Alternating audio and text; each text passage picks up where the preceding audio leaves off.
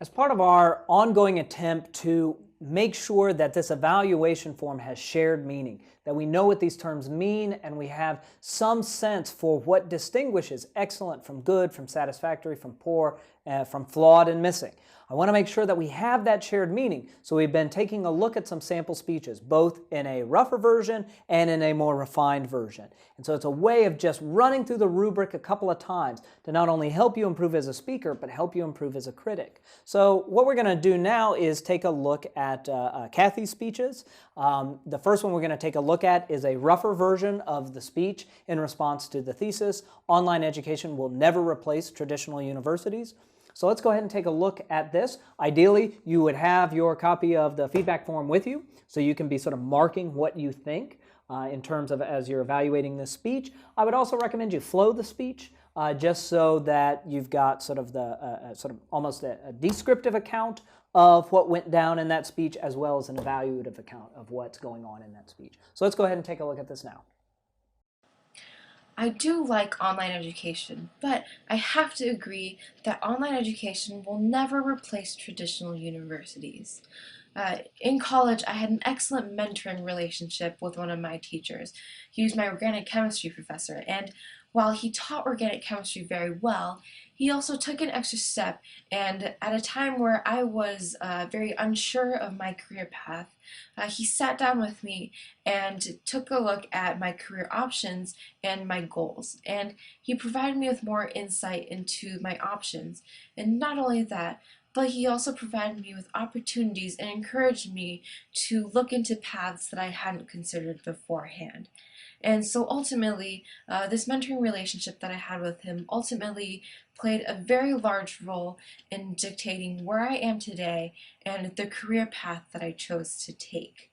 Now, had I enrolled in an online course for organic chemistry, I wouldn't have been able to get this mentoring relationship because I wouldn't have had that face-to-face interaction that I had with him that was so helpful in determining my career goals. Now, in terms of this mentoring relationship, there's been a huge amount of research to look into how this can affect educational outcomes. And so, in fact, educational research indicates that mentoring makes a huge difference in student success rates. And this entails graduation rates, course success rates, and just overall educational quality. And so this is something that online education will never be able to replicate because there's never going to be that face-to-face interaction that occurs with traditional universities. Something else that perhaps on-campus sites offer compared to online education is this idea of assessment of understanding. So at an on-campus university, teachers and proctors can assess students accurately and look to see if a student is cheating or if a student is taking an exam and earning the actual grade that he or she deserves.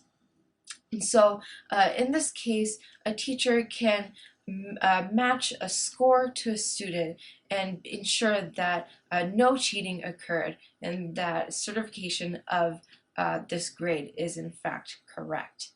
Now, something else that on-campus sites offer is this idea of socialization. You don't get that social aspect in online education.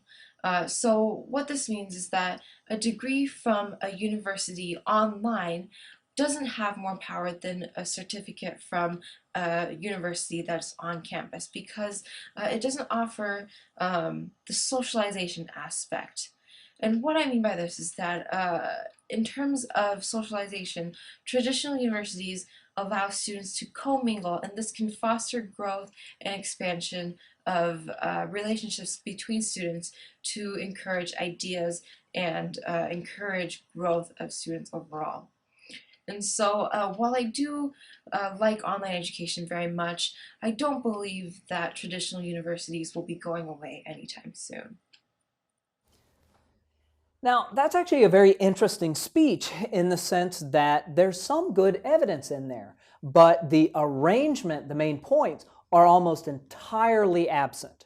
So what happens is she starts off, if I'm looking down the flow of that speech, she starts off with that thesis statement, and then she just starts telling stories. So she's jumping directly to that evidence.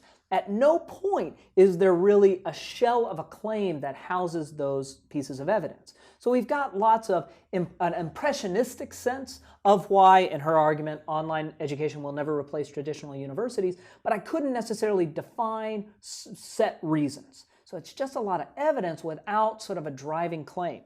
So if we're moving through here, her example, actually a very strong example, and I think a good argument, or good example for an argument, is the discussion of her organic chemistry teacher. And it really captures what that organic chemistry teacher did for her as a student, and how she is able to sort of develop a lot in that. I don't hear a lot of comparison between how her experience with this particular professor could not be replicated online, and in fact that's what her thesis is arguing, right? Online education will never replace traditional universities. So that kind of needs to be brought out a little bit more.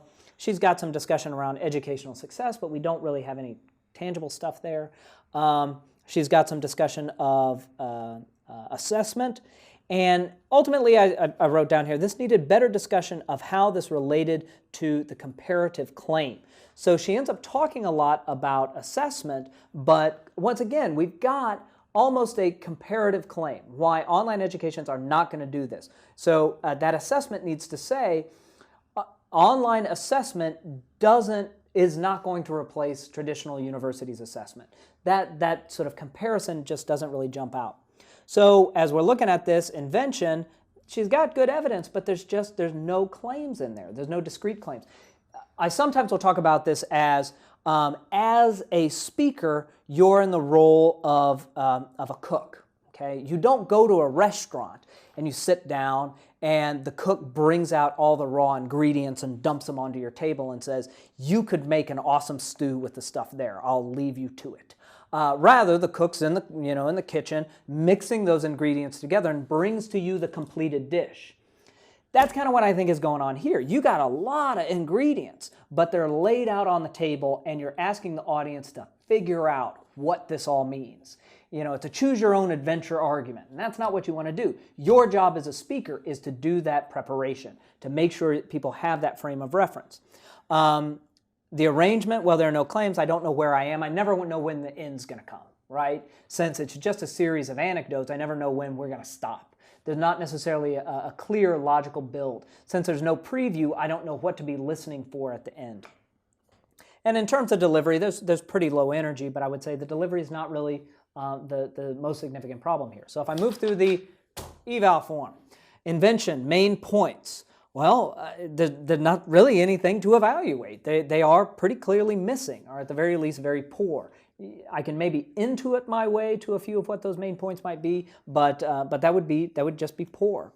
The support, I don't know. Some of it's pretty good. Online education doesn't have the power that traditional universities do. I think all of this can go into a very strong speech. So if I'm just looking at the support, I don't know, maybe that's probably good. I see some good support in this. Certainly her discussion of that organic chemistry teacher was exactly what we want. Arrangement. Well, again, arrangement is just poor, just poor. I never know where we are. I don't know how close we are to the beginning, to the end, and when she stops, it's not a total surprise, but I wasn't able to anticipate that. So I'd say the arrangement is poor. And the delivery is good. Some low energy, she's not lacking significantly in confidence. There's projection, I can hear her. Pacing and pausing is fine, low energy, but it's there. Gestures and movement certainly are not distracting. So that is her flawed version. In the next one, we're going to take a look at this exact same thesis, but just much better.